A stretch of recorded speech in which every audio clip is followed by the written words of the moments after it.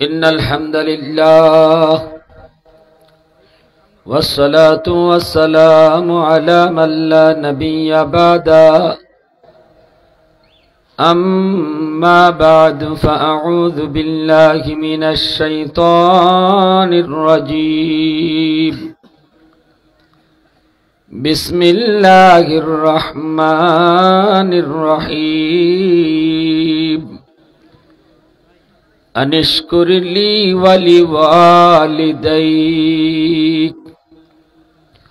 وقال رسول الله صلى الله عليه وسلم رضا الرب في رضا الوالدين وسخط الرب في سخط الوالدين أو كما قال النبي عليه الصلاة والسلام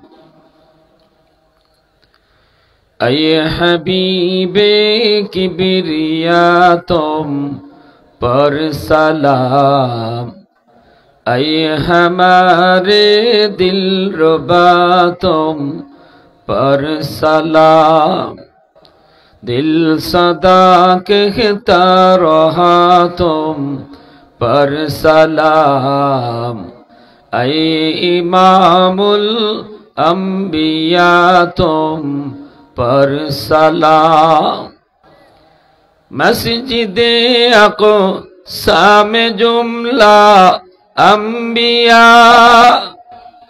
मस्जिदे अक़सा में जुमला अंबिया मुक़्तदी थे और विहा तुम मुक़्तदा मुक़्तदी थे और विहा तुम मुक़्तदा ऐ हबीबे किबरिया तुम पर सलाम दिल सदा कहता रहा तुम पर सलाम मोहब्बतेर साथे जबान खुले अल्प समय जिकिर करी युवक भाईरा बोलो जिकिर एकटु आवाज देওয়া যাবে ইনশাআল্লাহ ला इलाहा इल्लाल्लाह ला इलाहा इल्लाल्लाह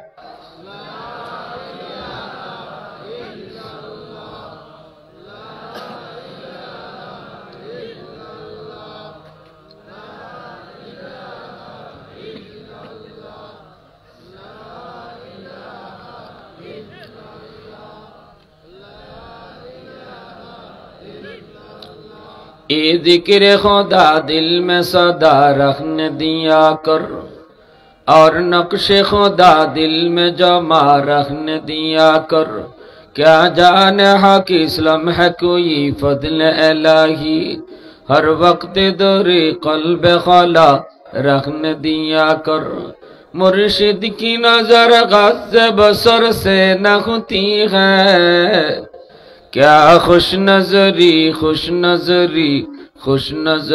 है क्या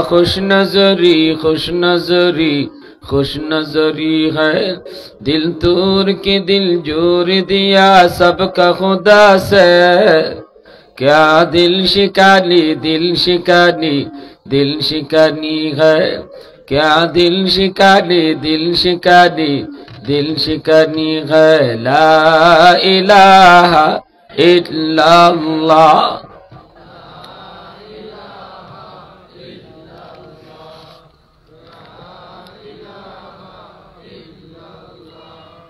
ला इलाहा इल्लल्लाह मुहम्मदुर रसूलुल्लाह जुरे सुरे बोली सल्लल्लाहु अलैहि वसल्लम ঐতিহ্যবাহী লুদুরপুর তাফসীরুল কুরআন পরিষদ জগন্নাথপুরের উদ্যোগে আয়োজিত আজকে তাফসীরুল কুরআন মাহফিলের সম্মানিত সদর ইজলাস সভাপতি সাহেব উপস্থিত জাতির বিবেক উলামায়ে কেরাম মুরব্বিয়ানে আযম কলিজার টুকরা যুবক পর্দার আড়ালে পর্দানিশীন সম্মানিত মা ও বোনেরা আমাকে বলা হয়েছে মা বাবার খেদমত সম্পর্কে আলোচনা রাখার জন্য বিষয়টা অত্যন্ত জরুরি বর্তমান সময়ের জন্য प्यारे हाजिरिन आमादेर काछे बहु मा बाबा फोन दिया नालिश दे হুজুর আমার সন্তানটা আমার কথা শুনে না, মানে না, বেলাইনে বেফতে চলে।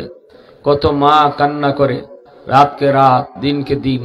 কত বাবা, কত কবিরাজের কাছে দৌড়ায় সন্তানদের লাইনে আনার লাগে। অহরহই চিত্র, অধিকাংশ ফোন এই ব্যাপারে। মুআজ্জাজ হাজিরিন, যুবক, একটু দিলটা সতর্ক করে সজাগ রেখে কথাগুলি শোনো। পৃথিবীতে আল্লাহ পাক রব্বুল আলামিন আল্লাহর হকের পর বান্দার হকের মধ্যে সবচেয়ে বড় হক বলেছেন বাপমার হক। হকুল ইবাদের মধ্যে বান্দার হক যেগুলো আমরা বুঝি, এই হকুল ইবাদের মধ্যে বাপমার হক হলো সবচেয়ে বড়। এজন্য আল্লাহ কোরআনুল করিমের আমার তিলাওয়াতকৃত আয়াত সূরাতুল লুকমানের এই আয়াতে কারিমা আল্লাহ বলেন, আমি আল্লাহর শুকরিয়া আদায় করো। এরপরে আল্লাহ বলেন, তোমরা তোমাদের মা বাবার শুকরিয়া আদায় করো। আল্লাহ তার হকটা আগে বলছেন যে আমি আল্লাহর হক আদায় করো, এরপরেই বলতেছেন বাপমার হক আদায় করো। সুবহানাল্লাহ করে বলে। সূরা বাকারাতে আল্লাহ পাক বলেন, ওয়াসআলুনাকা মাযা ইউনফিকুন কুল মা আনফাকতুম মিন খায়র ফালিল ওয়ালিদাইনি ওয়াল আকরাবিন। আল্লাহ পাক বলেন, আমার আপনার নবীরে আল্লাহ সম্বোধন করে বলেন, বন্ধু, মানুষ তোমার কাছে জানতে চায় কোন কোন জায়গায় তার টাকা পয়সা খরচ করবে, কোন কোন জায়গায় তার সম্পদ ব্যয় করবে, কোন কোন জায়গায় তার পয়সা খরচ করবে। আল্লাহ বলেন, বন্ধু, জবাব তুমি দিও না, জবাবটা আমি আল্লাহ দিতেছি। আল্লাহ বলেন, জবাব তুমি দিও না, জবাব আমি আল্লাহ দিতেছি। জানায় দাও, সম্পদ সবার আগে মার জন্য বাবার জন্য খরচ হবে। নির্দেশটা দিয়েছেন কে? একটু জোরে আওয়াজ দিয়া কে? আল্লাহ পাক সম্পদ ব্যয় করার যতগুলি খাত বলেছেন, এর ভিতরে 1 নাম্বার হলো মা বাবার জন্য সম্পদ ব্যয় করো। বাপ মার জন্য টাকা তুমি খরচ করো। বেতন পেয়েছো, বেতনের টাকা তোমার পকেটে এসেছে, এইবার তুমি টাকা খরচ করবে। ব্যবসা করেছো, ব্যবসার লাভের টাকা তোমার পকেটে এসেছে, এইবার তুমি টাকাটা খরচ করবে। কোন জায়গায় সবার আগে খরচ করবা? আল্লাহ বলে, সবার আগে মার জন্য বাবার জন্য খরচ করো। এ যুবক, শীতের কাপড়ের প্রয়োজন, তোমারও প্রয়োজন, স্ত্রীরও প্রয়োজন, মা বাবারও প্রয়োজন। শীতের কাপড় তোমার যেমন দরকার, তোমার সন্তানেরও দরকার, তোমার মারও দরকার, তোমার বাবারও দরকার। এবার আমার আল্লাহর সিদ্ধান্ত হলো, কার শীতের কাপড়টা আগে কিনবা? আল্লাহ কয়, মা বাবাটা তুমি আগে কিনো। আল্লাহু আকবার। সিদ্ধান্ত কার? জোরে কর না। বউটা আগে না মারটা আগে? ওষুধ যদি তোমার লাগে, তোমারও ওষুধ লাগে, তোমার বউয়েরও ওষুধ লাগে, বাচ্চা কাচ্চারও ওষুধ লাগে, মারও ওষুধ লাগে। এখন পকেটে টাকা আছে, শুধু একজনের কিনতে পারবা, বাকি জনের কিনুন যেত না, পকেটে টাকা নাই। এবার কার্ডটা তুমি আগে কিনবা। আল্লাহ শিখাইতেছেন, আল্লাহ সমাধান দিয়ে দিছেন। নিজেরটাও আগে নয়, বাচ্চার ওষুধ আগে নয়, সবার আগে মার ওষুধ কিনা লাগবে। সুবহানাল্লাহ। সিদ্ধান্ত কার? এই দুনিয়াতে বহু মানুষ, আল্লাহ পাক রব্বুল আলামিন বহু মানুষকে বাপমার খেদমতের কারণে তারা দুনিয়াতে অলি বানায়া দিছেন। আবার এই দুনিয়াতেই বহু সন্তান বাপমার কলিজায় ব্যথা দেওয়ার কারণে দুনিয়াতেই ধ্বংস। একমাত্র কবিরা গুনাহ আছে এমন, যেই কবিরা গুনার শাস্তিটা আল্লাহ দুনিয়াতে নগদ দেয়। সেটা কি? উকুকুল ওয়ালিদাইন ফাইন্নাহু ইউআজ্জালু লিসাহিবিহি ক্বাবলাল মামাত। বাপমার অবাধ্য সন্তানের উপরে আল্লাহ যে শাস্তিটা দেয়, এই শাস্তিটা মরণের আগে দুনিয়াতে নগদ পায়। দুনিয়াতে যতগুলা গুনাহ আছে আল্লাহ পরকালে শাস্তি দিব, কিন্তু মা বাবার সাথে যেই সন্তানে খারাপ আচরণ করব, নবীজি বলেন এই সন্তানকে আল্লাহ দুনিয়াতে নগদ শাস্তি দিলাইব। একমাত্র 3 ব্যক্তির দোয়া রাসূল বলেছেন ডাইরেক্ট কবুল, দোয়া এবং বদদোয়া। 3 জনের দোয়া এবং বদদোয়া দুইটা আল্লাহর দরবারে সরাসরি কবুল। সে 3 ব্যক্তি কে লাগরা? সালাসাতুন দাওয়াতুম মুস্তাজাবাতুন লা শাক্কা ফীহ, দাওয়াতুল মাজলুম ওয়া দাওয়াতুল মুসাফির ওয়া দাওয়াতুল ওয়ালিদ আলা ওয়ালাদিহি। নবীজি বলেন 1 নাম্বার হলো মাজলুমের দোয়া বদদোয়া, 2 নাম্বার হলো মুসাফিরের দোয়া বদদোয়া, 3 নাম্বার হলো বাপ মার দোয়া বদদোয়া। এই 3 ব্যক্তি দোয়া দিল দোয়া কবুল, এই 3 ব্যক্তি বদদোয়া দিলে বদদোয়া কবুল। সমাজের যেই মানুষটা বড় দুর্বল, এই দুর্বলের উপরে কখনো জুলুম করবেন না। সমাজের ভিতরে কিছু মানুষ আছে সবল, তাদের শক্তি আছে, তাদের ক্ষমতা আছে, তাদের পয়সা আছে, তাদের গোষ্ঠী বড়, লোকজন বেশি। এই কারণে সমাজের যেই মানুষটা বড় অসহায়, সেই মানুষটা বড় দুর্বল। এই দুর্বল মানুষটার উপরে তুমি জুলুম করেছ, তারে তুমি ধমক দিয়ে কথা কইছো, অথবা হাত উঠাইছো, অথবা তার জমি দখল করে নিয়েছ। আল্লাহর নবী বলেন, জানুনি উম্মতের দল, এই দুর্বল মানুষটা দুনিয়ার আদালতে বিচার দেয় না, কারণ সমাজের মানুষ তার পক্ষে কথা কইতো না। আমরা দেখি সমাজের অধিকাংশ মানুষ, যার লাঠি বেশি, যার লাঠি বড়, যার সম্পদ বেশি, যার ক্ষমতা বেশি, তার পক্ষেই থাকে, ঠিক না নি? গরিবের পক্ষে লোক কম, দুর্বলের পক্ষে লোক কম, মজলুমের পক্ষে লোক কম, জালেমের পক্ষে লোক বেশি। যার ক্ষমতা বেশি, হেড সাইডে বামে আশেপাশে লোকজনের ভিড় বেশি। এখন যে দুর্বল মানুষটার উপরে তুমি জুলুম করেছ, এই দুর্বল মানুষটা সমাজের কারো কাছে বিচার দিল না, মেম্বারের কাছে বিচার নিয়ে গেল না, চেয়ারম্যানের কাছে বিচার নিয়ে গেল না, কারণ জানে চেয়ারম্যানের কাছে গেলেও বিচার পাইতো না, মেম্বারের কাছে গেলে মেম্বারের কাছে বিচার পাইতো না, এমপির কাছেও পাইতো না। থানায় গিয়া মামলা দিলে দারোগায় থানা মামলা নিত না, কারণ তার টাকা নাই, ঠিক না নি? এই দুর্বল মানুষটা যদি আল্লাহর আদালতে মামলা দেয়, আর যদি কই মালিক দুনিয়ার আদালতে আমি মামলা দিলাম না, আল্লাহ তোমার আদালতে মামলা দিলাম, দুনিয়ার কারো কাছে বিচার নিয়ে গেলাম না, কারো কাছে আমি বিচার পাবো না, আল্লাহ তোমার আদালতে মামলা বসায় দিলাম। এই দুর্বল মানুষটা যখন চোখের পানি ফেলে আল্লাহর আদালতে মামলা দেয়, নবীজি বলেন এই মামলা দিতে দেরি আল্লাহর দরবারে গ্রহণ হতে দেরি হয় না। গরিব বউটা হলো তোমার কাছে আমার কাছে দুর্বল, স্বামীর বাড়িতে বউটা দুর্বল, কারণ বিয়ার পরে তার সাথে তার বাড়ির কেউজন আসে না, ভাই আসে না, বোন আসে না, আপন বলতে কেউ আসে না। মেয়েটা একাই শুধু স্বামীর ঘরে চলে আসে, মা বাবা ভাই বোন আত্মীয় স্বজন সবার মহব্বত পেয়ে পেয়ে বড় হলো।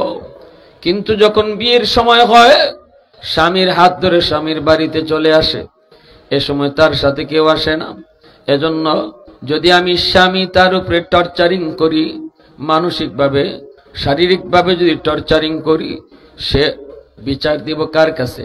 ডানে তাকাইল স্বামীর লোক, বামে তাকাইল স্বামীর লোক। এজন্য সে বিচার কারো কাছে দেয় না, চোখের পানিটা ফালায়, ফাঁক করে যায় আর বাথরুমে যায়। অনেক মেয়েরা বাপের কাছে মার কাছেও স্বামীর বাড়ির নির্যাতনের কথা শোনায় না, কারণ বাপ মার কাছে যদি এই নির্যাতনের কাহিনী শোনায়, তাহলে বাবা সারা রাত ঘুমাইতো না, টেনশন করব, মার ঘুম হবে না, মার খানা হবে না, মা টেনশন করবে। এজন্য মাকে জানায় না, বাবাকেও জানায় না, চোখের পানিটা ফালায়, পাক করে যায়, চোখের পানিটা ফালায় বাথরুমের ভিতরে যায়। আল্লাহ নবী কয় এই পানিটা এত গরম, এই পানিটা এত গরম, মাটি বরদাস্ত করে না, কারণ সে দুর্বল। চোখের পানির ফুটা আল্লাহর আদালতের ফাইলে মামলা হয়ে জমা হয়। আল্লাহু আকবার। আল্লাহর আদালতে মামলা হয়ে জমা হয়। মামলা, এই মামলাটা হয় বড় জটিল মামলা, এই মামলাটা হয় বড় জটিল মামলা। এজন্য আমার ভাইরা, আল্লাহর নবী বলেছেন মজলুমের দোয়া বদদোয়া এটা আল্লাহর দরবারে কবুল, মুসাফিরের দোয়া বদদোয়া কবুল, এমনি ভাবে বাপ মার দোয়া বদদোয়া আল্লাহর দরবারে কবুল। এই দুনিয়াতে বহু সন্তান মা বাবার দোয়া পায়া অলি হয়েছে, যেমন ওয়াসকুরুনি, যেমন বাইজিদ বুস্তামি, ঠিক না নিজুরে হোকা। যত আল্লাহর অলি হইছেন, যত আল্লাহর অলি হইছেন, প্রত্যেক ওলির পিছনে গিয়ে দেখবা মা বাবার দোয়া, উস্তাদের দোয়া, বাপার দোয়া, উস্তাদের দোয়া। তোমার আমার জীবনে আল্লাহ কিছু লাইট লাগাই দিছে রে যুবক, কিন্তু জ্বালাইয়া দিছে না। এই যে এখানে লাইটটা লাগানো, লাইটটা যদি জ্বালাইতে চাও পাওয়ার হাউস থেকে লাইন ওকে করতে হবে। যদি লাইন ওকে করো লাইট জ্বলবে। আর যদি লাইন কাটা থাকে, সারাদিন যদি এখানে মিস্ত্রি 5 জন না 10 জন মিললে খালি গুতাগুতি করে, লাইট জ্বলবো? জোরে খন। ঠিক তেমনি আমার আপনার প্রত্যেকের জীবনে আল্লাহ কিছু লাইট লাগাইয়া দিছে, জ্বালায়া দেয় নাই। জ্বালায়া দেওয়ার জন্য আল্লাহ বলছে জীবনের পাওয়ার হাউস থেকে লাইন ওকে করো। আমার আপনার জীবনের 1 নম্বর পাওয়ার হাউস হলো বাপ মা, 2 নম্বর হলো উস্তাদগণ, 3 নম্বর হলো এলাকার মুরব্বীরা, 4 নম্বর উলামায়ে কেরাম। এই 4টা জায়গা থেকে দোয়া নিয়ে যেই যুবক সামনে আগাইব, আল্লাহ তার জিন্দেগির বাতি জ্বালায় দিব। সুবহানাল্লাহ জোরে কও। মুরব্বীদের সাথে বেয়াদবি কইরা জীবনে কোনোদিন লাইট জ্বালাইতে পারবা না। উলামায়ে কেরামের সাথে বেয়াদবি কইরা জীবনে কোনোদিন লাইট জ্বলতো না। বাপ মার কলিজা আঘাত দিয়া জীবনের সফলতার বাতি জ্বলবে না। যদি সফলতার বাতি জ্বালাইতে চাও তাহলে মা বাবার দোয়া নেও। এই জমিনে বহু মানুষ আল্লাহর ওলি হইছে, আবার এরকম বাপ মার বদ্ধ ভাইয়া জমিনে ধ্বংস হইছে, জমিনে নগদ শাস্তি পাইছে। এরকম বাস্তব 2টা ঘটনা শুনাইমু। মনোযোগ কার কার আছে একটু হাত উঠে আল্লাহরা দেখান। আল্লাহ কবুল করো, জোরে কও আমিন, আরো জোরে কও আমিন। আল্লাহ পাক কইছে, শোনো, ঘটনা শোনাইবার আগে একটা কথা কই শুনেন। আল্লাহ বলে বাপমার জন্য যারা দোয়া করবায় আমি আল্লাহ দোয়া শিখাই দেই। এবার দোয়া কইরো, রব্বির হামহুমা কামা রাব্বায়ানি সগীরা। এভাবে আমি আল্লাহর কাছে দোয়া চাইও।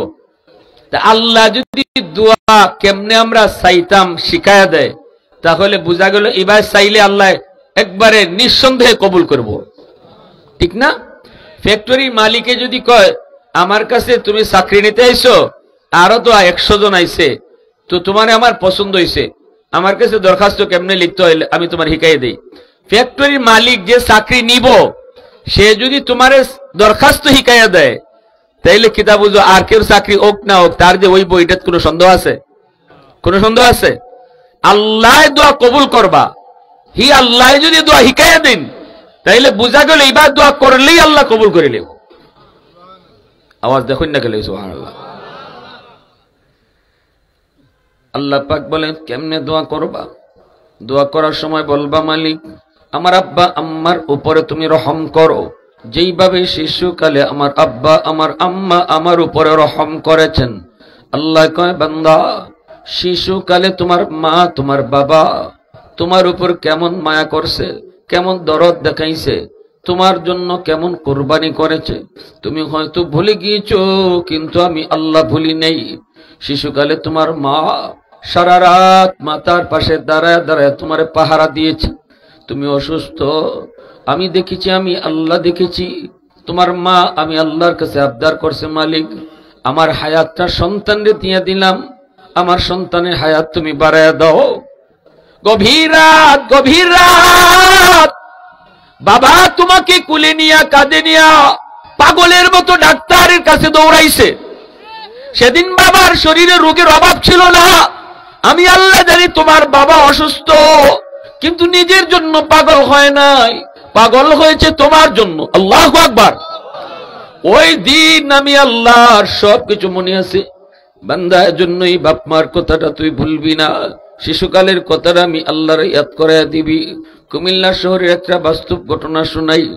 একটা যুবক, এই যুবক শিশুকালে তার মা তার বাবা তারে কষ্ট করে করে লেখাপড়া করাইল। বাস্তব ঘটনা। রিক্সাওয়ালা বাবা রিকশায় করে করে সন্তানকে স্কুলে নিয়ে যায়, ছুটি হলে স্কুল থেকে আবার বাড়ি নিয়ে আসে। মা বাবার একমাত্র সন্তান, মার মনে বাবার মনে কত স্বপ্ন, সন্তান একদিন বড় হবে, আমার সন্তান আমার অভাব দূর করবে, সন্তান মস্ত বড় অফিসার হবে, বাবা মার সুখ ফিরে আসবে, সুদিন ফিরে আসবে। মনের ভিতরে কত স্বপ্ন, কত স্বপ্ন। কিন্তু এই বাচ্চা আস্তে আস্তে বড় হলো, হাই স্কুলে গেল, কলেজে গেল, ঢাকা ইউনিভার্সিটিতে ভর্তি হলো। সেখানে ভর্তি হইয়েই বড় লোকের সাথে চলা শুরু হলো, বড় লোকের পোলা মেয়ের সাথে ছেলে মেয়ের সাথে চলতে শুরু করলো। অল্প দিনের ভিতরেই বড় লোকের ছেলে মেয়েদের সাথে মিশে যাওয়ার কারণে তার মন মাইন্ড চেঞ্জ হয়ে গেল। গ্রামের গরিব মা বাবার কথা আস্তে আস্তে ভুলে যায়, গরিব মা বাবার কথা ভুলে যায়। ধনী একটা মেয়ের সাথে তার পরিচয় হয়, ওই ধনী লোকের মেয়েটার সাথে তার পরিচয় হয়।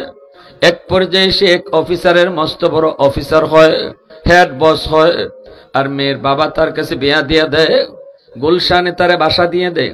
সত্য ঘটনা বলতেছি, গুলশানে তারে বাসা দেয়। ঢাকা শহরের ভিতরে সবচেয়ে দামি এলাকা গুলশান। সিলেটের ভিতরে যেমন উপশহর, ঢাকার ভিতরে গুলশান। এই গুলশান আজাদ মসজিদের পাশেই তারে বাসা দেওয়া হয়। এইবার সে বাসায় বউ নিয়ে থাকে, শ্বশুর বাড়ির সাথে তার সম্পর্ক। শ্বশুরের আব্বা কয় ঠিকই, কিন্তু মাস যায় বছর যায়, যেই বাবা তারে রিক্সায় করে করে স্কুলে নিয়ে আসতো, যেই বাবা তারে রিক্সায় করে করে স্কুল থেকে নিয়ে যেত, এই বাবাকে বছর চলে যায়, বাবাকে দেখতেও গ্রামে আসে না। যেই মা মনের ভিতরে এত স্বপ্ন লালন করলো, ওই মাকে দেখার জন্য ঈদের চাঁদেও বাড়িতে আসে না, ঈদের চাঁদেও বাড়িতে আসে না। দুঃখিনী মা রাস্তার পাশে দাঁড়ায় দাঁড়ায় সন্তানের অপেক্ষা করে। কত যুবক শহর থেকে গ্রামে যায় মার সঙ্গে ঈদ করার জন্য। দুঃখিনী মা রাস্তার পাশে দাঁড়ায় দাঁড়ায় কলিজা টুকরা সন্তানের অপেক্ষা করে, কিন্তু সন্তান তো আসে না। এইভাবে মার যায় বছর যায়। মা দুঃখিনী মানুষের কাছ থেকে সন্তানের খবর নিয়ে নিয়ে মানুষের কাছ থেকে শুনে, তোমার ছেলে অনেক বড় অফিসার, তোমার ছেলে নিজের গাড়ি দৌড়ায়, তোমার ছেলে ঢাকাতে এখন গাড়ি বাড়ি সব। এইভাবে মানুষের কাছ থেকেই শুধু সন্তানের খবর দুঃখিনী মায় নেয়। একদিন নিজের স্বামীরে কইতেছে, স্বামী গো, ও স্বামী, মানুষের মুখ থেকে আর কত শুনবো, একটু তুমি নিজে যাই একটু দেখে আসো, একটু চেহারাটা এক নজর দেখে আসো। বইলা কইয়া স্বামীরে পাঠিয়ে দিছে। এই রিক্সাওয়ালা বাবা, গরিব বাবা, দুর্বল হয়ে গেছে রিক্সা চালায় চালায়। ওই মানুষটা বৃদ্ধ বাবা, রিক্সাওয়ালা বাবা ঠিকানা লইয়া তার অফিসের গেটের সামনে হাজির। দারোয়ান তার আটকা দেয়, কে তুমি, কই যেতে চাও? কমকের কাছে। দারোয়ান কই, ইনি তো আমার অফিসের সবচেয়ে বড় বস, বসের সাথে তো দেখা করা যায় না, বসের অনুমতি লাগে, পারমিশন লাগে, আপনি এখানে একটু দাঁড়ান, আমি স্যারের পারমিশন নিয়ে আসি। দারোয়ান গেল ভিতরে, যে বলতেছে, বস একটা গরিব মানুষ আপনার সাথে দেখা করার জন্য এসেছে, আমি গেইটে আটকায়া দিছি, আপনি পারমিশন দিলে অনুমতি দেব। রাখ, আমি সিসি ক্যামেরার মধ্যে দেখি। দারোয়ান জানে না এই বৃদ্ধ মানুষটা তার স্যারের বাবা। দারোয়ান মনে করছে কোনো ভিক্ষুক। দারোয়ান কয়, স্যার আপনি অনুমতি দিলে আমি তারে পাস দিব। কয়, রে দেখতেছি আমি সিসি ক্যামেরায় দেখি। সিসি ক্যামেরাটা ছেলে অন করে তাকায়া দেখে এই বুড়া মানুষটা আর কেউ না, এই বুড়া মানুষটাই হলো তার জন্মদাতা বাবা, যেই বাবা কষ্ট করে করে তার লেখাপড়া করাইছে। কিন্তু যুবক, গুনাহ যারা বেশি বেশি করে, এই গুনাহ করার কারণে দিল শক্ত হয়ে যায়, সহজে চোখ দিয়ে পানি আসে না, সহজে দিল নরম হয় না। বাবাকে দেখার পরেও তার দিল নরম হয় নাই, দিলটা অনেক শক্ত, তো শক্তই হয়ে গেছে। দারোয়ানকে পরিচয় দিল না। 500 টাকা দারোয়ানের হাতে দিয়া কয়, নে যাই, লোকটারে কইবে আমি খুব ব্যস্ত, দেখা করার টাইম নেই, দেখা করার সময় নেই, 500 টাকা দিয়ে দিবি। আর বলবি অন্যদিন আসলে দিমুনে। এই বইলা দারোয়ানকে দিয়া পাঠাইয়া দিছে। বাবা কই বাজান রে, এ বাজান আমি ভিক্ষা নিতে আসি নাই, আমি তোমার স্যারের চেহারাটা এক নজর দেখতে এসেছি।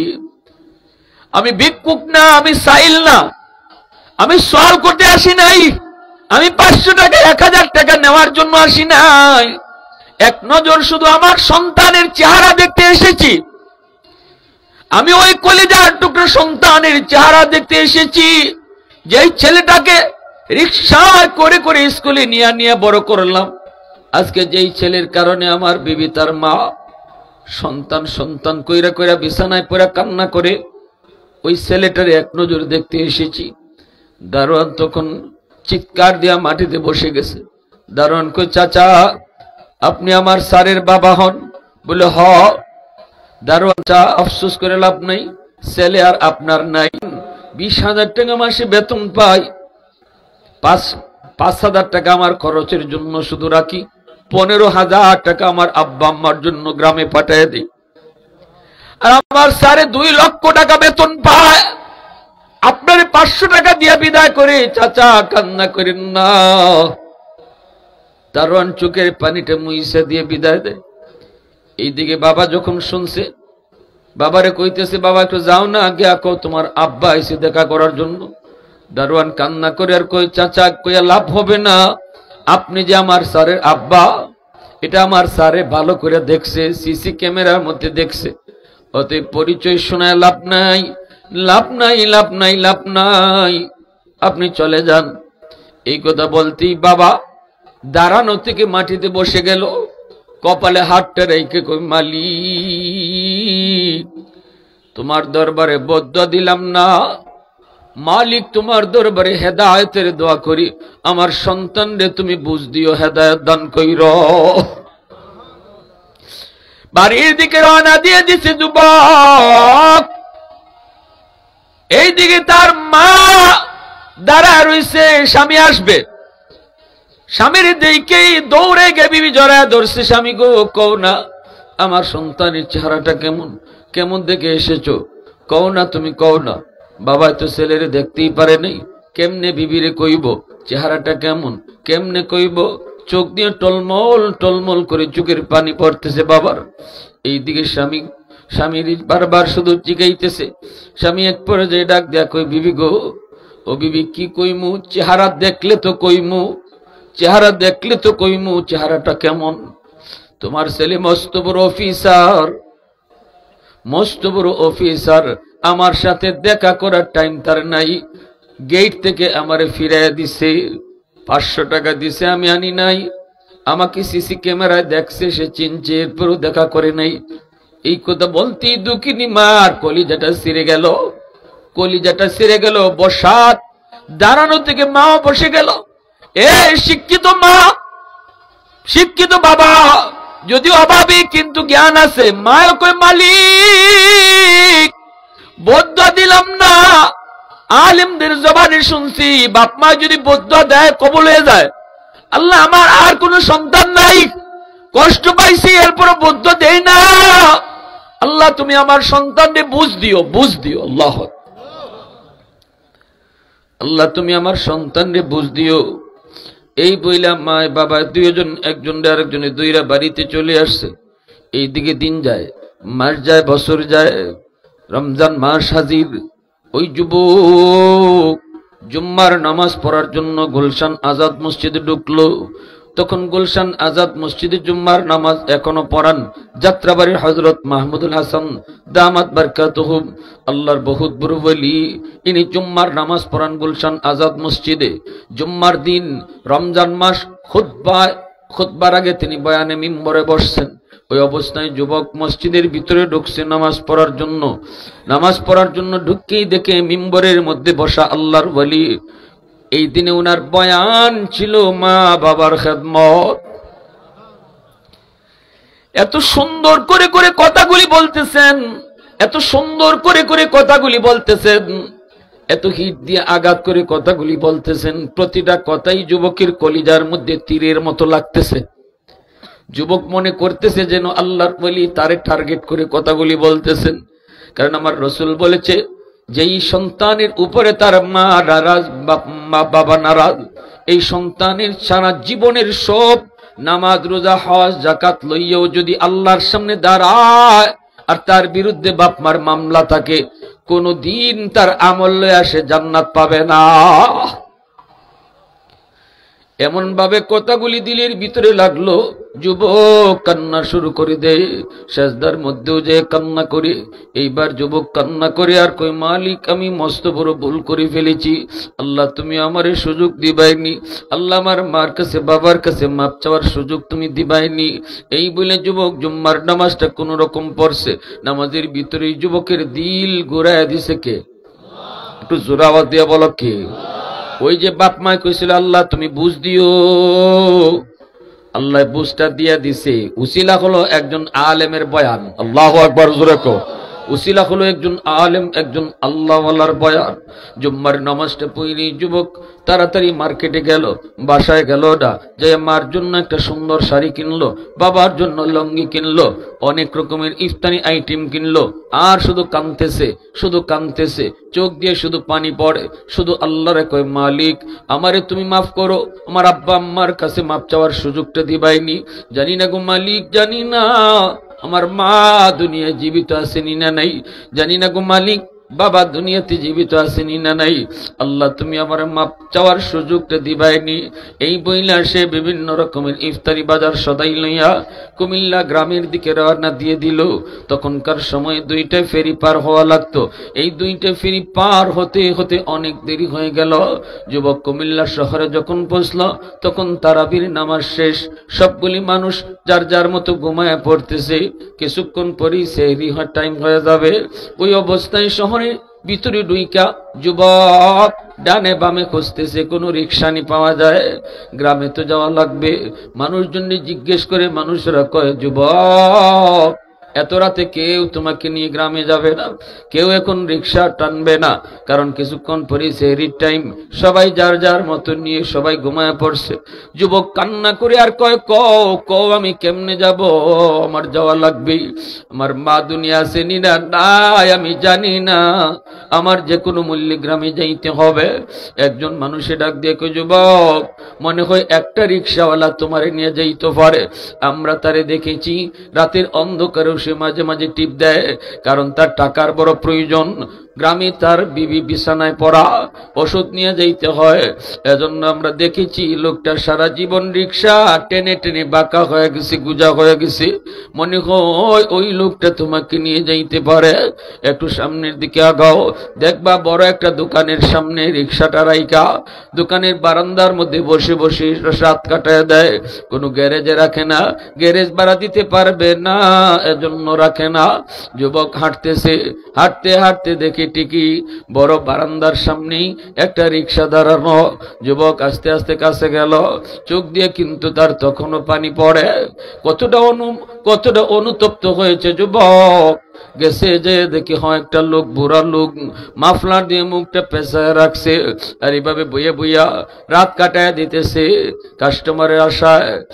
শীতের বাতাস, শীতের দিন, কনকনে শীত, শীতের বাতাস, এই বুড়া লোকটারে বাতাসে আঘাত করে শীতের ঠান্ডায় কাঁপতেছে, শীতের ঠান্ডায় কাঁপতেছে, মাফলার দিয়ে মুখটা পেঁচায় রাখছে যেন কষ্ট কম হয়, ঠান্ডার যন্ত্রণা যেন কম পায়, এজন্য মাফলার দিয়ে মুখটা পেঁচায় রাখছে। যুবক কাছে গেছে যায়, চেহারাটা দেখছে না, চেহারাটা তো দেখে নাই, কারণ মাথাটা নিচে মাফলার দিয়ে মুখ পেছানো। যাইয়েই বলতেছে, চাচা অমুক গ্রামে আপনি যাইবেননি। যেই মাত্র চাচা কইয়া কয় অমুক গ্রামে যাইবেননি, সাথে সাথে বাবা সন্তানের কণ্ঠ চিনে ফেলেছে, কারণ রিক্সাওয়ালাই হলো তার বাবা। সন্তানের কণ্ঠ কোনোদিন মা বাবা ভুলতে পারে না। হাজারো বাচ্চার ভিতরে যখন মার বাচ্চাটাই ওয়াক ওয়াও এখন কান্না করে, তখন মা সন্তানের কণ্ঠ চিহ্নেই সন্তান চিনে ফেলে। কণ্ঠ কোনোদিন বাপ মায় ভুলে না। যখনই কইছি চাচা অমুক গ্রামে যাইবেননি, সাথে সাথে বাবায় সন্তানের কণ্ঠ চিনে ফেলেছে, বুঝে ফেলেছে। এইবার বাবা মাথাটা না তুইলা মাথার নিচের দিকে রাইকেই মাফলার দিয়ে মুখটা ঢাকা রাইকেই বলতেছে, হ বাজান যাইমু। ছেলে কইতেছে, বাড়া কত দেওয়া লাগবে? বাপে তখন চোখ দেখায় না, মুখ দেখায় না। বাড়ার কথাটা কইতেই বাবার চোখ দিয়া দর দর করে পানি পড়ে। বাবার মনে পড়ে গেছে, বাবা জীবনে কতদিন তোমারে রিকশায় তুলেছি বাবা, কোনো দিন ভাড়া নেই নাই, ভাড়া দিতে হয় নাই তোমার। আজকে বাবার রিকশায় উঠবা, ভাড়া কত লাগবে বাবারে জিগাও। বাবা কিছু জবাব দেয় না। জবাব না দিয়ে বাপে কয়, বাজান রে, জীবনে কত মানুষের কাছ থেকেই তো ভাড়া নিলাম না, আজকে তোমার কাছ থেকেও আমি ভাড়া নিব না। ছেলে কই, না আমি আপনাকে ডাবল ভাড়া দিব। বাপে কই, ঠিক আছে তুমি রিকশায় উঠো, ভাড়া লাগতো না। এই বইলা ছেলের রিকশায় উঠাইয়া রিকশাওয়ালা বাবা রিকশা টানা শুরু করে দিল। এইদিকে বাবা টের পাইতেছে ছেলে সিটের মধ্যে বসে বসে চোখের পানি জড়ায় জড়ায় কান্দে, ফুফায় ফুফায় কান্দে। বাপে কিছুটা বুঝে কইতেছে, রিকশা চালায় আর কইতেছে, বাজান এই গ্রামে কেন যাইবা? ছেলে কই, গ্রামে আমার জন্মস্থান, আমার নিজের গ্রাম। কও কি, তোমাকে তো এতদিন দেখি নাই। কহ, আমি একজন নালায়েক সন্তান, আমাকে একটু দ্রুত লয়া যান, জানি না আমার আব্বা আমার আম্মা জীবিত আছেন না নাই। আমি আমার বাবার সাথে কঠিন বেয়াদবি করেছি, আমার মা কলিজা আমি ব্যথা দিয়েছি গো। কষ্ট করে করে যারা আমাকে বড় করলো, লেখাপড়া করাইলো, আজকে বছরের পর বছর আমি বাপ মারে ভুলে গেছি। একটু দয়া করে আমারে তাড়াতাড়ি নিয়ে যান। তোমার বাবার নাম কি? অমুক। যেই মাত্র বাপের নাম কয়, সাথে সাথে বাবা রিকশাটা থামায় দেয়। বাবার চোখ দিয়েও তখন দর দর করে পানি পড়ে। আল্লাহর কাছে কান্দে, মালিক তুমি আমাদের দোয়া বুঝি কবুল করছো। আল্লাহু আকবার। আমাদের দোয়া বুঝি কবুল করছো। রিকশা থেকে বাবায় নামলো, নাইমা মাফলারটা মুখ থেকে আস্তে করে সরাইতেছে। সরাই কইতেছে, বাজার এই বুড়া মানুষটারে চিনোনি? তুমি দেখো, পৃথিবীতে মায়ের মতো আপন কেউ হবে না, পৃথিবীতে মায়ের মতো আপন কেউ হবে না। তোমরা কোনদিনও মায়েরই মনেতে কষ্ট দিও না, তোমরা কোনদিনও বাবারই মনেতে কষ্ট দিও না।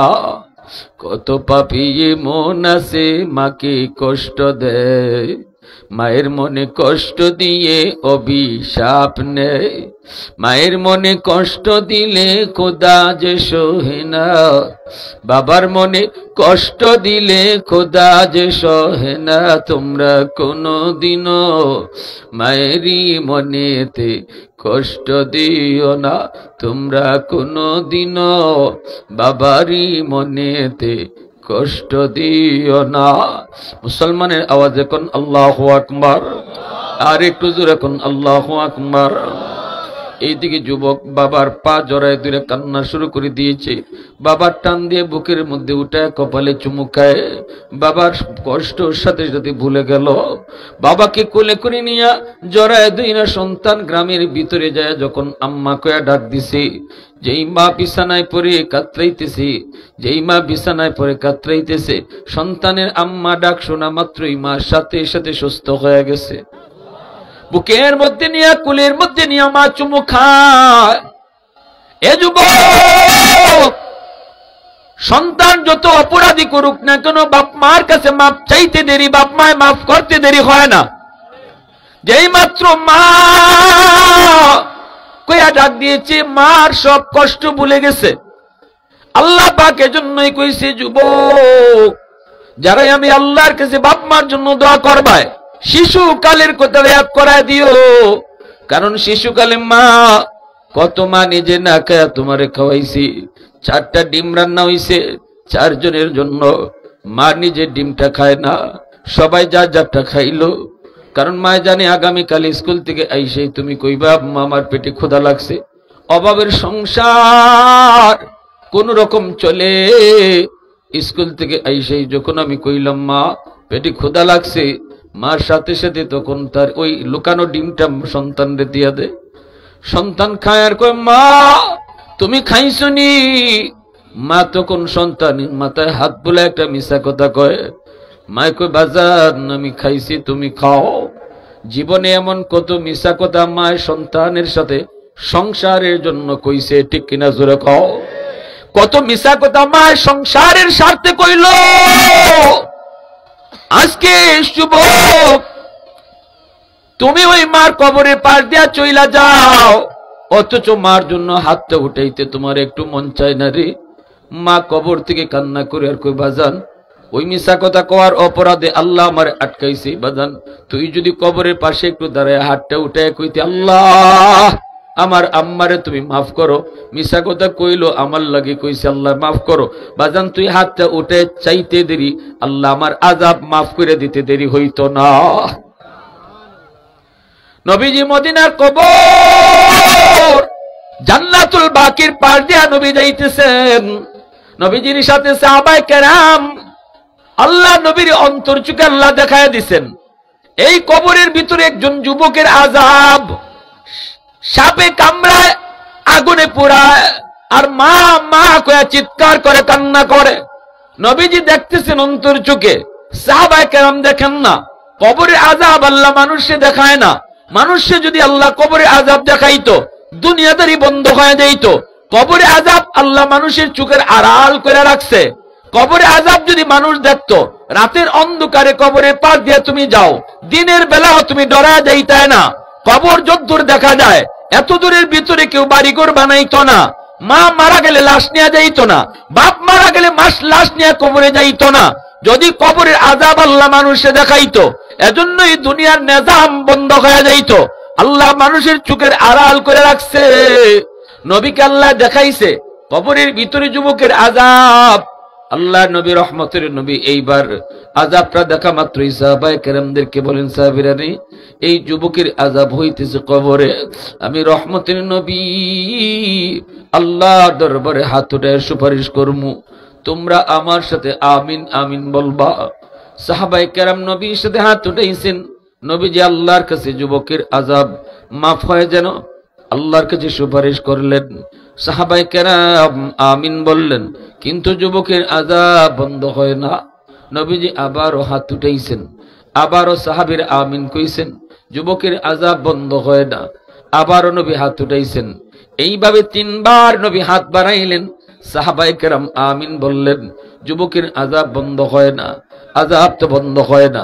এবার আল্লাহ পাক রব্বুল আলামিনের কাছে নবী জানতে চায়, মালিক ও মালিক কোনা আমার হাতের দাম কি তোমার দরবারে কমে গেছে? আল্লাহ কয় না বন্ধু, তোমার হাতের দাম কমে যায় নাই। গন্ডগোল হলো এই যুবকের মা এখনো দুনিয়ায় জীবিত। মা সন্তানরে মাপ দেয় নাই, কারণ এই ছেলে মারে বড় কষ্ট দিয়েছে, মারে জুলুম করেছে, মার উপরে হাত উঠাইছে, মার পিঠের মধ্যে মারছে। মরণের সময়টা তো মা তার মাপ দিছে না। এত কষ্ট মার কলিজায়। ও বন্ধু, আমি আল্লাহ সিদ্ধান্ত নিয়েছি যতক্ষণ পর্যন্ত তার মা তারে মাফ না দিব, আমি আল্লাহ তোমার সুপারিশও কবুল করব না। প্রশংসা করব কার?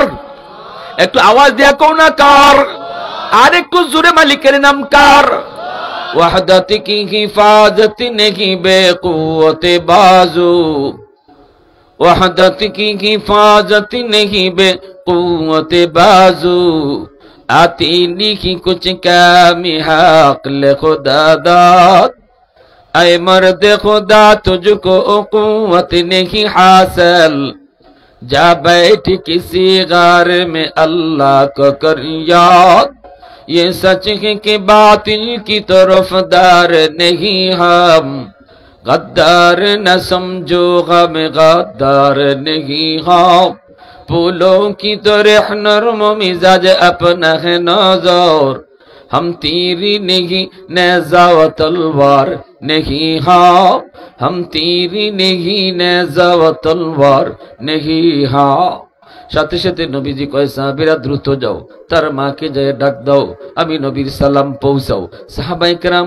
ওই মহিলার কাছে যায় নবীর সালাম পৌঁছায় দিলেন নবীজির সালাম শোনা মাত্রই মহিলা নবীর দরবারে হাজির আল্লাহর নবী বলতেছেন মা গো কবরটা তুমি চিনোনি মহিলা কই নবী গো চিনি এটা হলো আমার সন্তানের কবর আল্লাহর নবী কই মা সন্তান বুঝি তোমারে অনেক কষ্ট দিয়েছে অনেক জুলুম করছে অনেক নির্যাতন করেছে এজন্য কবরের ভিতরে আযাব ভোগ করতেছে আগুনে পোড়ায় সাপের কামড় খায় মা মা কয়ে চিৎকার করে কান্না করে আল্লাহ আমাকে অন্তর চোখে দেখায় দিছে গো মা আমি তার জন্য সুপারিশ করেছি একবার নয় দুইবার নয় তিনবার কিন্তু আল্লাহ আমার সুপারিশটা আল্লাহ কবুল করে নেই আল্লাহ সাফ সাফ জানায় দিছে মা তুমি যদি তার মাফ না করো তাহলে আযাব বন্ধ হবে না ওগো মা আমি নবী তোমার কাছে সুপারিশ করি সন্তানটারে তুমি মাফ করে দাও 10 মাস 10 দিন তুমি তারে পেটে নিছো এই সন্তানের জন্য জীবনে কত রাত না ঘুমায় থাকছো কত ভালো খানা নিজে না খায় সন্তানকে খাওয়াইছো আজকে এই সন্তান কবরের মধ্যে আগুনে পুড়বে মা গো এটা তুমি কেমনে সইবা দয়া করে তুমি মাফ করো তুমি মাফ না করলে আযাব বন্ধ হবে না আমি নবীর সুপারিশ আল্লাহ কবুল মা রে বাবা রে কষ্ট দিতি রে তোমার ঘরে আইনা যদি তুমি দাওয়াত খাওয়াও সবাই যদি তোমার জন্য দোয়া করে এদিকে বাপ মার কলিজায় যদি ব্যথা থাকে হাজার আব্দুল কাদের জিলানীর দোয়া কবুল হবে না কারণ নবীর দোয়া যেখানে কবুল হয় নাই হাজারো জিলানী নবীর পায়ের ধুলার সমানও না আরো জোরে কও ঠিক কিনা সারা দুনিয়ার মানুষ তোমার উপরে খুশি কিন্তু মা খুশি না বাবা খুশি না আল্লাহ তোমার উপর খুশি না রাদার রাব্বি ফি রাদাল ওয়ালিদাইন ওয়া সাখাতুর রাব্বি ফি সাখাতিল ওয়ালিদাইন বাপ মা খুশি তো আল্লাহ খুশি বাপ মা নারাজ তো আল্লাহ নারাজ নবীজি এবার যদি বলেন মা তুমি তারে মাফ করে দাও মহিলা তখনই মাথাটা নিচের দিকে দিয়ে দিল চোখটা আর নবীর দিকে তাকায় না মাথাটা নিচের দিকে দিয়ে মা কিছুক্ষণ নিচে তাকায় আর নবীর দিকে তাকাইলো দেখা যায় মার চোখ দিয়ে দর দর করে পানি পড়ে মাই কান্দে আর কই নবী গো আমি আরে মাফ করবো না গো নবী আমার পিঠে এখনো মাইরের দাগ আছে নাউজুবিল্লাহ কইতে আরো জোরে খ বউয়ের কথায় আমি মারে এমন মাইর মারছে গো নবী প্রতি রাত আমারে মারতো প্রতি রাত আমারে মারতো মরার আগের রাতটা তো আমারে মারছে এজন্য আমি এর মাপ দিব না এখনো আমার পিঠে মাইরের যন্ত্রণা আছে আল্লাহর নবীর চোখ দিয়ে দর দর করে পানি পড়ে নবীও কান্দে এইবার নবী টেনশনে পড়ে গেলেন যুবককে কেমনে নবী মাফ করাইবেন তুমি তো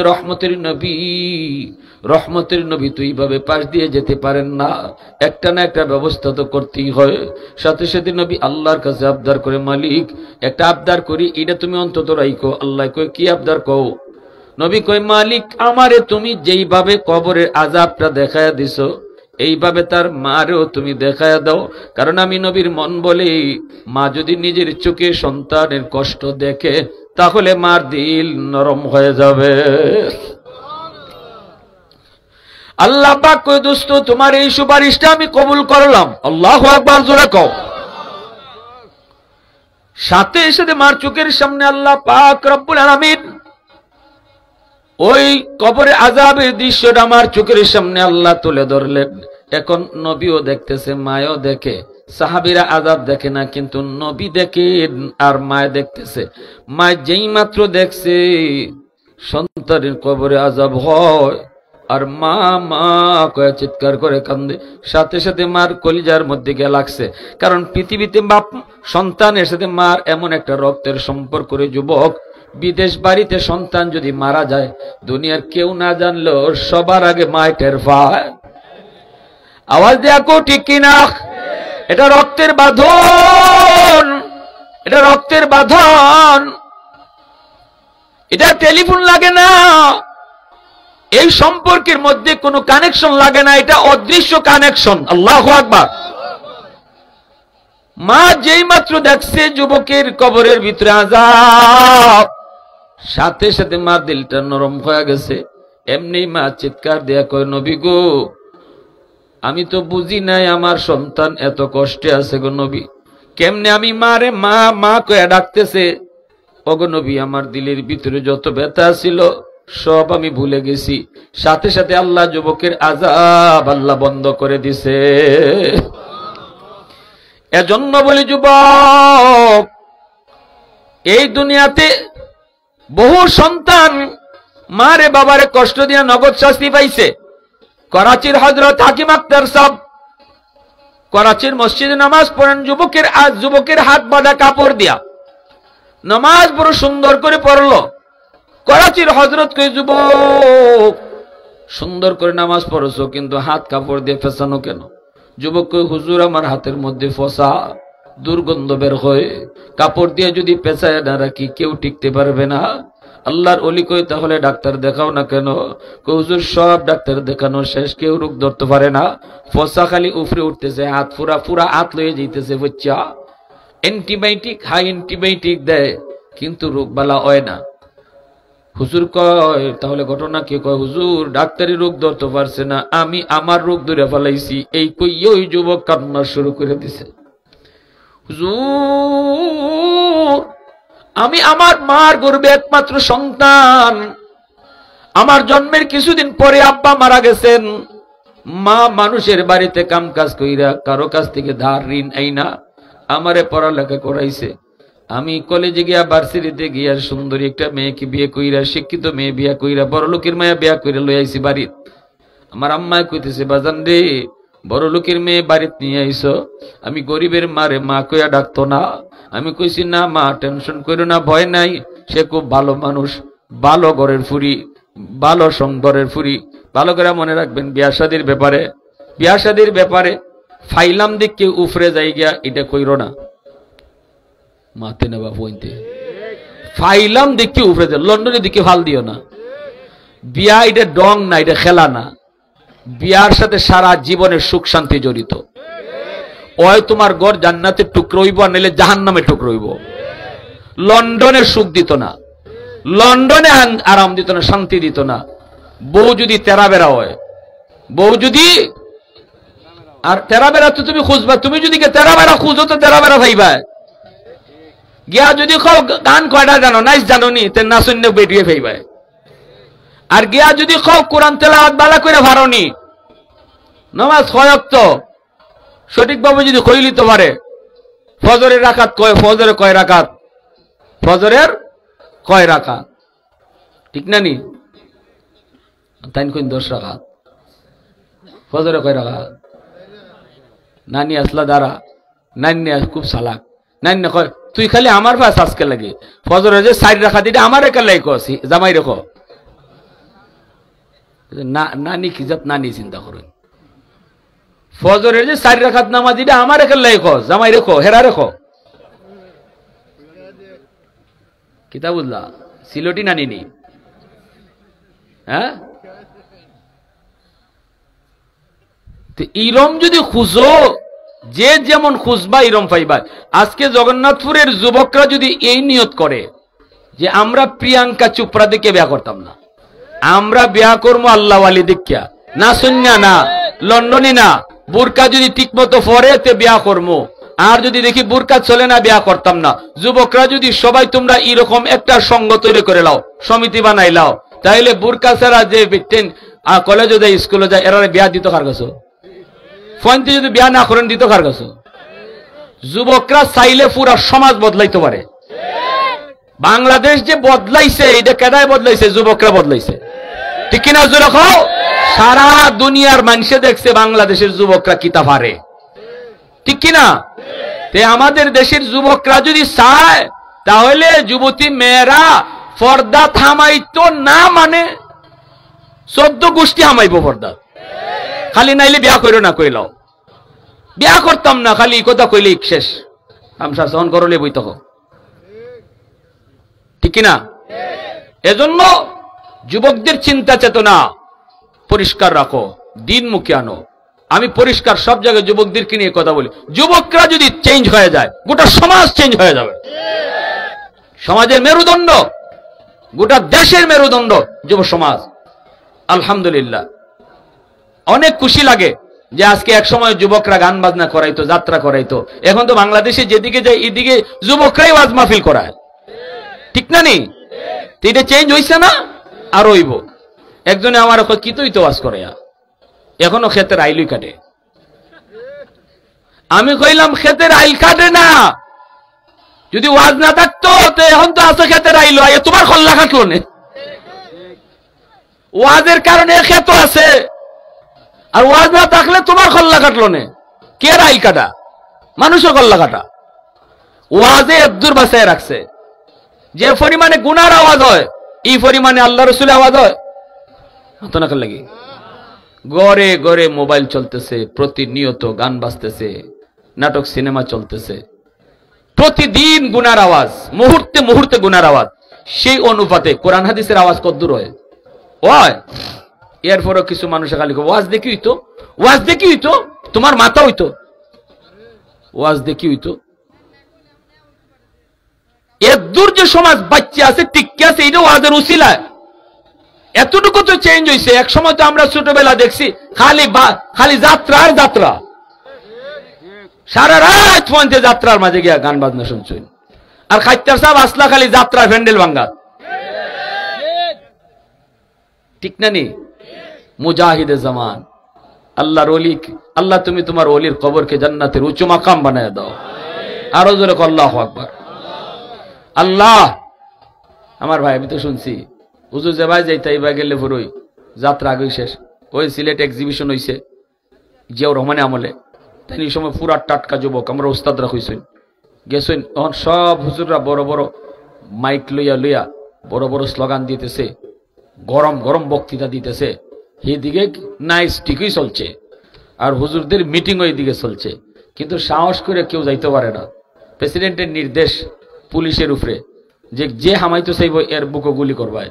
দুই দিকে পুলিশ বন্দুকের নল ধরে দাঁড়ায় রয়েছে, যে আইয়া এই যাত্রা ভাঙতে চাইব তারে গুলির অর্ডার। এখন উলামায়ে কেরাম তারা হাম তাম ধাম সবই চলছে, কিন্তু সাহস নেই কেউ সামনে যাওয়ার। খাইতে সব স্টেজে উঠতেছেন গিয়া, উঠতে ওখানে খালি গীতা ওয়াজও হই, ওখানে খালি বক্তৃতা হই, চলো আমার লগে, কেউ গেলে গেলায়, না গেলে নাই, আমি একা যাইমো। কই তাই যখন আটা শুরু করছেন, পিছনে এখন হাজার হাজার আলেম ওলামা। সামনে গেছেন, পুলিশের দ্বারও গেছেন, আমরা উস্তাদরা যারা দেখছেন সরাসরি তারা কইছেন। খাইতে সাহেব দ্বারও গিয়া পুলিশের বন্দুকের নলের সামনে গিয়া এইভাবে পাঞ্জাবির বুতামটা টান দিয়ে ছিঁড়ছেন, টাস টাস করে উঠছে, টান দিয়ে ছিঁড়ে এখন গুল্লি কর নাইলে রাস্তা স্যার। ও মাতে না বা, বুঝলাম না, তুমি সেদ বেদ নাই মনে হইতেছে। আল্লাহু আকবার কওমিয়া, ইয়া ইয়া মা গজব। সিলেটের মানুষের স্পিরিট তো ইমানের স্পিরিট আরো বেশি থাকবার কথা, কারণ মদনী রহমতুল্লাহ আলাইহি কইছেন সিলেটের মাটি মদিনার মাটির সাথে মিল। মদনী রহমতুল্লাহ আলাইহি কইছেন সিলেটের মানুষের সাথে মদিনার মানুষের মিল। এত বড় সার্টিফিকেট কুতবুল আলম দিয়া গেছেন। তো খাইতে সাহেব যখন এরকম বুতাম খুললে কইছেন গুল্লি করো নাইলে রাস্তা ছাড়ো, পুলিশের হাত থেকে কাঁপতে কাঁপতে বন্দুক মাটি পড়ে গেছে গিয়া। একজনের বন্দুক আর আত নাই, সব মাটিত পড়ছে বন্দুক। দৌড় দিয়া গেছেন গিয়ে স্টেজে উঠছেন, যেখানে নাচে নর্তকীরা, উঠতে ওই মাইকটা হাত লইয়া কইন, ও ভাই হও একদিন কেরাসিন একটা ম্যাচ এক্সিবিশন শেষ। ওই লাগাই দিছেন আগুন, টিন আর কেরাসিন আর ম্যাচ দিয়া লাগাই দিছেন আগুন। ওর নর্তকী হল গায়িক হলি তো কোনটা কোন বাজে দৌড়ে ভাগতো, কেডায় কার দৌড় দেখে, ঠিক না? নিজে রেখো প্যারে হাজিরিন। কিন্তু এই এখন তো যদি এই যুগ থাকতো যে আমরার কোন দশা হইল না, কারণ খাইতার সাপ তো আর নাই, সাবের জায়গা তো আরেক সাব আর আইছে না। ইরম যুগ যদি এখন থাকতো কিতা যে হইল না। কিন্তু আল্লাহর রহমত এই ওয়াজ মাহফিলের কারণে এটা এখন মানুষের মাথার থেকে একবারই হয়ে গেছে গা, ঠিক না নি? তে ফায়দা নাই কেমনে, নাই কেমনে? আমার ভাইরা বলতেছিলাম, তাই কইতেছেন যে তোমারে চলো অন্য ডাক্তার দেখাই, এই ফসন ভালো হইব। যুবক কয় না হুজুর, আমি আমার মার কথা না মান্না এই ধনির ফুরিরে বেয়া করে আনছি, আর কলেজ আমি যখন অফিস থেকে আসলে পরে আমার মার বিরুদ্ধে আমার নালিশ দেয়। একদিন দুই দিন গেছে, আমি শুনছি না কথা, কিন্তু তৃতীয় দিন কারণ বউ তো ভালোবাসে বিয়া করছি, তার কথা হইনা আমি মার রুমে গিয়ে ঢুকিয়া মার গায়ে হাত উঠাই ফেলছি। নাউজুবিল্লাহ। যেই মাত্র মার গায়ে হাত উঠেছি এমনি মায় কয় বাজান, যেই হাত দিয়ে তুই মারে মারছ এই হাতটা মা তোর চুমায়া চুমায়া বড় করছে, আজকে এই হাত দিয়ে বুঝি তুই মারে মারলি, ঠিক আছে এই হাতটা যেন আল্লাহ ফসায়া দেয়। নাউজুবিল্লাহ। বদদুয়া দিল, বদদুয়া কবুল, দোয়া দিল, দোয়া কবুল, সাথে সাথে আল্লাহর দরবারে বদদুয়া কবুল।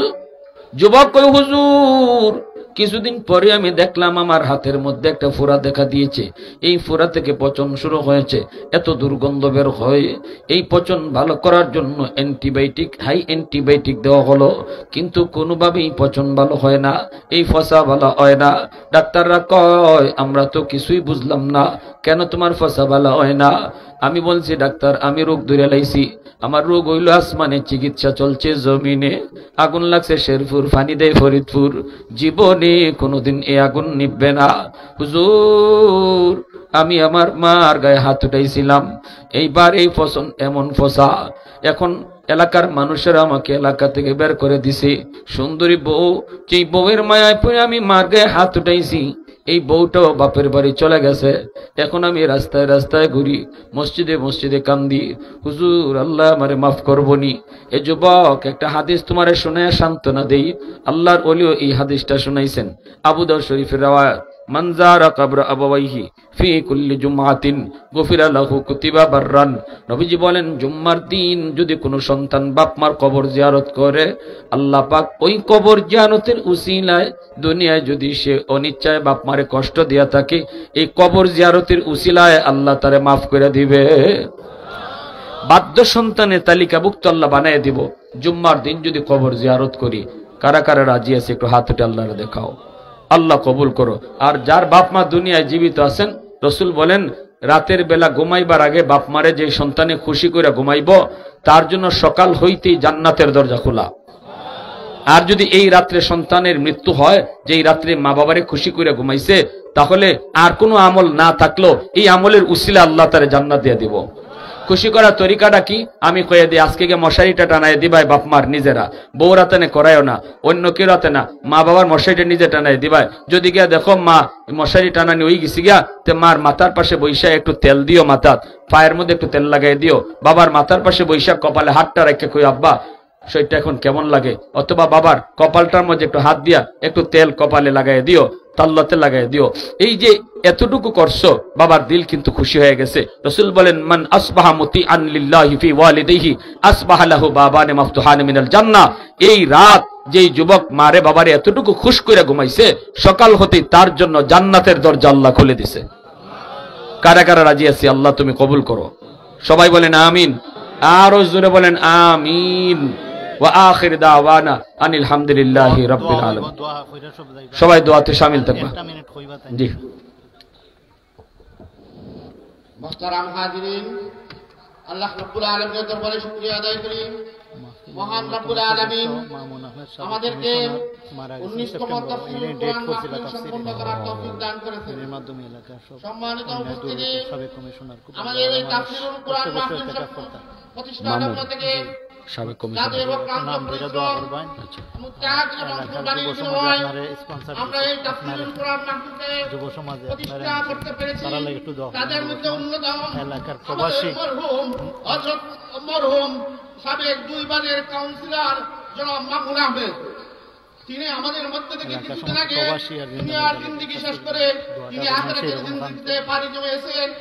উপস্থিতি, আমরা এই মাঠে তাফসীরুল কোরআন মাহফিল সম্পূর্ণ করার পিছনে যার অক্লান্ত পরিশ্রম এবং সাহসী উদ্যোগ এবং বলিষ্ঠ নেতৃত্বে এখানে আমরা তাফসীরুল কোরআন মাহফিল করতে পারছি। এখানে একটি খাল ছিল, ওনার নেতৃত্বে আমরা বলিষ্ঠ উদ্যোগের কারণে এই খালটা বরাদ করতে পেরে আমরা আজকে এখানে তাফসীরুল কোরআন মাহফিল করতে পারছি। প্রিয় উপস্থিতি, আমি আপনাদের কাছে উদাত্ত আহ্বান জানাবো যে আমাদের মামুন আহমেদের জন্য আপনারা সবাই দোয়া করবেন, আল্লাহ যেন তাকে জান্নাত নসিব করেন এবং তার পরিবারের মধ্যে যাতে তারা স্বপ্নে জামিন এখতিয়ার করতে পারে সেই দোয়া কামনা করছি। এবং হুজুরের কাছে তার পরিবারের পক্ষ থেকে আমি হুজুরের কাছে বিশেষভাবে দোয়া দোয়ার আবেদন করছি। আস্তাগফিরুল্লাহ, ইন্নাল্লাহা গফুরুর রহিম। আলহামদুলিল্লাহ, আলহামদুলিল্লাহিল্লাযী হাদানা লিহাযা ওয়া মা কুন্না লিনাহতাদিয়া লাউলা আন হাদানাল্লাহ। লাকাদ জাআত রুসুলু রাব্বিনা বিল হক। রব্বানা যালামনা আনফুসানা ওয়া ইল্লাম তাগফির লানা ওয়া তারহামনা লানাকুনান্না মিনাল খাসিরিন। রব্বিরহামহুমা কামা রাব্বায়ানি সগীরা। রব্বুল আলামিন, আল্লাহ কুদরতি নজরে, মায়ার নজরে তুমি তাকাও। আল্লাহ, আমাদের মধ্য থেকে এই মজলিসে কার মা নাই, কার বাবা নাই, আমরা কেউ জানি না। আল্লাহ, সন্তান মা হারাইয়া, বাবা হারাইয়া তোমার দরবারে হাত উঠাইছে গো মালিক। মেহেরবানি করে আম্মা আব্বার কবরকে জান্নাতে টুকরা তুমি বানায় দাও। মাওলাই করিম, যে মা একাধারে 10 মাস 10 দিন আমাদেরকে পেটে রাখলো, মার পেটে লাথি মারছি, মার আরামের ঘুম ভেঙে ফেলেছি। খাইতে বসছে মা, পেটে লাথি মারছি, মার খানা বন্ধ, বমি কইরা দিছে। বাবাই যদি জিগাইছে কি গো কি হয়েছে, খাই তো কি হয়েছে কও, তখনও মা আমার বিরুদ্ধে আব্বার কাছে নালিশ দিত না, এই কথা কইতো না, তোমার সন্তান আমার পেটে লাথি মারছে। এমনও মা, যেই মা শীতের দিনে ভিজা বিছানায় শুইয়া আমাকে বুকে রাইখা সারা রাত কাটাইয়া দিত। লাই মারে তুমি কবরে মাইরো না, মারে কবরে আযাব দিও না। আদরের বাবা ঘর বানায় দেয়া গেল, আমার মাথার উপরে লাইট জ্বলে, ফ্যান ঘুরে। বাবা যেই ঘরে শুয়ে আছে, আলো নাই, বাতাস নাই, অন্ধকার ঘর। আল্লাহ, বাবার কবরে তুমি জান্নাতি আলো বাতাসের ব্যবস্থা করে দিও। এই এলাকার যত মুর্দেগান ডাইনে বামে সামনে পিছনে শায়িত, আল্লাহ তুমি সবাই রে মাফ করে দিও। বিশেষ করে এই সাবেক কমিশনার সাহেব, মামুন সাহেব, আয় আল্লাহ, তোমার বান্দা বড় দিনদার, আল্লাহ দিনের পক্ষে একজন সৈনিক ছিলেন। আল্লাহ, পরিবার পরিজন রাইখা তোমার ডাকে সাড়া দিয়া চইলা গেছে। আজকের এই মাহফিলে ডেকটা তার নিজের করা ছিল গো মালিক। আমরা আজকে এখানে বইয়া তোমার কাছে হাত উঠাইছি। আল্লাহ, এই মাহফিলের উসিলায় তার কবরখানাকে জান্নাতে টুকরা তুমি বানায় দিও। আমি গুনাহগারের হাতের দিকে না তাকাইয়া এই মজলিসে যে হাতটা তোমার বড় মায়ার, ওই হাতের উসিলায় তোমার বান্দার কবরকে জান্নাতের টুকরা বানাও। আল্লাহ, তার পক্ষ থেকে আমরা সবাই মাফ চাই। আল্লাহ, তুমি তারে মাফ করে দাও। মানুষ হিসাবে চলতে গিয়া ভুল হয়, তার পক্ষ থেকে আমরা মাফ চাই। আল্লাহ, তুমি তারে মাফ করো। তার পরিবার পরিজন, বিবি বাচ্চার সবাইকে তোমার হাওলা করলাম, তুমি তাদের জিম্মাদার। আল্লাহ, আসমানি জমিনি আফত বিপদ থেকে হেফাজত করে রাখো। মাওলাই করিম, এই যুব সমাজ যারা আজকে এত সুন্দর মাহফিল আয়োজন করলো, প্রতিটা যুবককে মরণ পর্যন্ত কোরআনের সৈনিক বানিয়ে রাখো। প্রতিটা যুবককে যৌবনে তুমি ওলি বানাও, যৌবনে পাক্কা নামাজি দিনদার তুমি বানায় দাও। আয় আল্লাহ, মা বোনদেরকে মাফ করে দাও। আয় আল্লাহ, মুরব্বী বাবাজিদেরকে মাফ করে দাও। যে যে সমস্যা নিয়ে হাত উঠাইছে, আল্লাহ যার যার সমস্যার সমাধান করে দাও। আয় আল্লাহ, আমার ভাই যিনি খাওয়াইছেন বড় মায়া কইরা, তার আব্বা আম্মারে তুমি মাফ করে দাও। আয় আল্লাহ, মালিক প্রবাসে যারা আছে নিরাপদে রাখো, তাদের রুজি রোজগারে বরকত দিও, নিরাপদে আপনজন প্রিয়জনের কাছে ফিরাইয়া দিও। আয় আল্লাহ, এই মাহফিলে সাহায্য সহযোগিতা যে যেভাবে করছে, প্রত্যেকের সহযোগিতাকে নাজাতের উসিলা বানাও। ওয়া সাল্লাল্লাহু তাআলা আলা খাইরি খালকিহি মুহাম্মদ ওয়া আলা আলিহি ওয়া আসহাবিহি আজমাইন। আমিন আমিন বিরহমাতিকা ইয়া আরহামার রাহিমিন।